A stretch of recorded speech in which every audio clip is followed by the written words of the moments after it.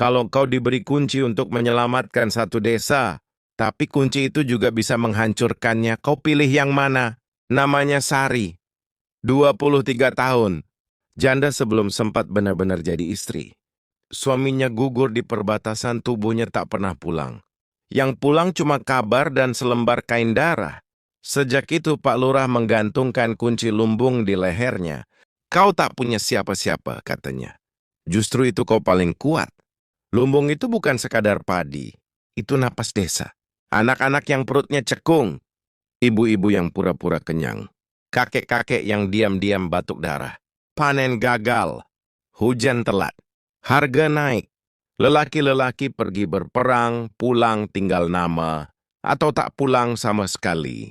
Sari tidur di depan pintu lumbung, beralaskan tikar, parang di sampingnya. Lampu minyak kecil jadi mata kedua. Setiap malam ia menghitung karung, 1, 2, 3, sampai 37. Ia hafal bunyi tikus, hafal bunyi angin, hafal bunyi langkah orang yang ragu-ragu mencuri. Kabar itu datang seperti bisik yang bau lapar. Sekelompok lelaki dari desa seberang merampok lumbung-lumbung kecil. Bekas pejuang, bekas pahlawan. Sekarang bekas segalanya. Mereka tak punya sawah, tak punya istri, tak punya arah. Kalau mereka datang, buka saja, kata seorang ibu sambil menggendong bayi kurus. Daripada mereka bakar semuanya. Kalau kubuka, anakmu makan hari ini, jawab Sari pelan. Besok? Malam itu bulan seperti kuku yang mengiris langit. Sunyi terlalu rapi. Sari tahu, sunyi begini tak pernah baik. Anjing tak menggonggong. Angin tak lewat. Lalu gedor. Sekali, 2 kali, 3 kali. Pintu lumbung bergetar. Kayu tua mengaduh. Buka, Sari. Suara berat. Dikenal, tapi ditutup kain. Ini untuk rakyat juga. Itu badai. Lututnya dingin. Tangannya basah. Ia bisa menyerah. Ia bisa jadi pahlawan. Ia bisa jadi pengkhianat. Semua pilihan terasa salah. Aku hitung sampai 3. Teriak suara itu. Di dalam lumbung, padi mengeluarkan bau hangat. Bau hidup. Bau harapan yang bisa habis dalam 1 malam. Sari menatap lampu minyak di tangannya. Api kecil, tapi cukup untuk mengubah sejarah satu kampung. Ia membuka pintu. 5 lelaki masuk. Wajah tertutup, mata lapar. Parang, golok, nafas kasar. Cepat, kata salah satu. Sari mundur, masuk ke tengah lumbung. Ia mengambil jerigen minyak lampu, menyiram ke karung paling depan. Lelaki-lelaki itu terdiam. Kau gila? Desis seseorang. Kalau kalian ambil malam ini, kata Sari, suaranya gemetar tapi utuh. Desa ini mati pelan-pelan. Anak-anak akan rebutan dedak. Ibu-ibu akan jual gelang kawin. Kakek-kakek akan mati tanpa kubur. Kalau kubakar sekarang, kita mati cepat. Sama-sama. Ia mengangkat lampu. Api kecil menari. Sunyi jatuh seperti batu. Salah satu lelaki melepas kain wajahnya. Sari membeku. Itu Pak Lurah. Wajahnya tua 10 tahun lebih cepat. Mata cekung, bukan lapar, takut. Bakar, katanya lirih. Biar tak ada yang bisa saling menyalahkan besok. Kalimat itu menusuk.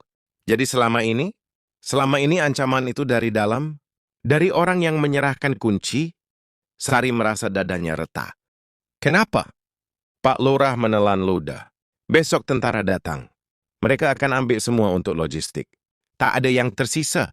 Kalau kita bagi malam ini, kita dicap pemberontak. Kalau kita biarkan desa kelaparan. Pilihan. Lagi-lagi pilihan. Api di tangan Sari mendekati minyak. 1 detik lagi, semuanya selesai. Tak ada tentara. Tak ada pengkhianat. Tak ada rampok. Hanya abu. Ia teringat suaminya. Wajah terakhirnya. Jaga kampung, katanya dulu. Bukan jaga padi. Bukan jaga nama baik. Kampung.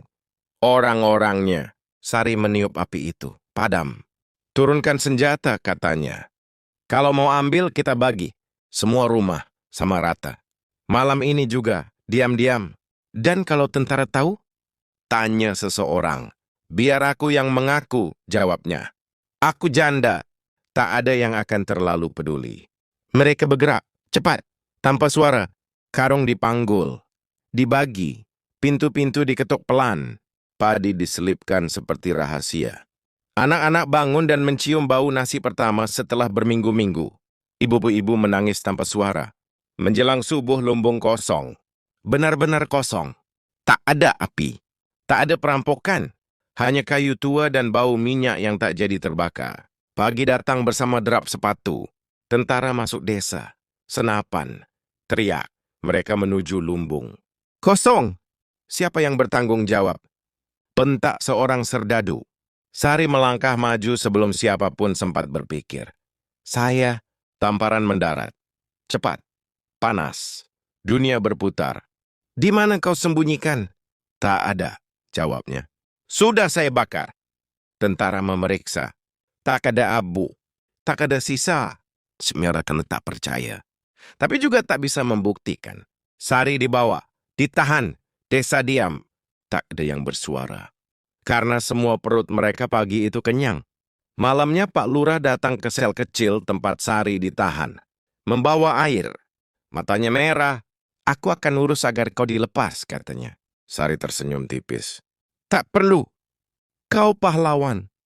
Ia tertawa pelan. Jangan besar-besarkan. Aku cuma tak mau lihat anak-anak rebutan dedak. Pak Lurah menunduk. Suamimu akan bangga. Sari menatapnya lama. Lalu berbisik, wah suamiku tak pernah gugur di perbatasan. Pak Lurah membeku. Dia mati di sini, lanjut Sari pelan. Ditembak karena menolak menyerahkan padi pada tentara tahun lalu. Kau yang tanda tangan laporan itu. Udara berubah berat. Aku tahu sejak awal, katanya lagi. Makanya kunci itu kau beri padaku, supaya kau bisa tidur. Pak Lurah tak sanggup menatapnya. Tenang saja. Sari tersenyum aneh, hampir lembut. Aku sudah memaafkanmu. Tadi malam, waktu kita membagi padi, langkah kaki terdengar. Pintu sel dibuka. Tentara memutuskan tak ada bukti. Sari dilepas. Desa menyambutnya seperti pahlawan. Tapi ia tahu tak ada yang benar-benar menang. Lumbung kosong. Rahasia terbuka. Dan mulai hari itu, setiap orang di desa belajar satu hal.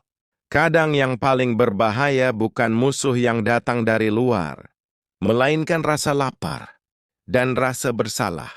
Dan Sari, ia tetap menggantungkan kunci di lehernya. Meski tak ada lagi yang tersisa untuk dikunci,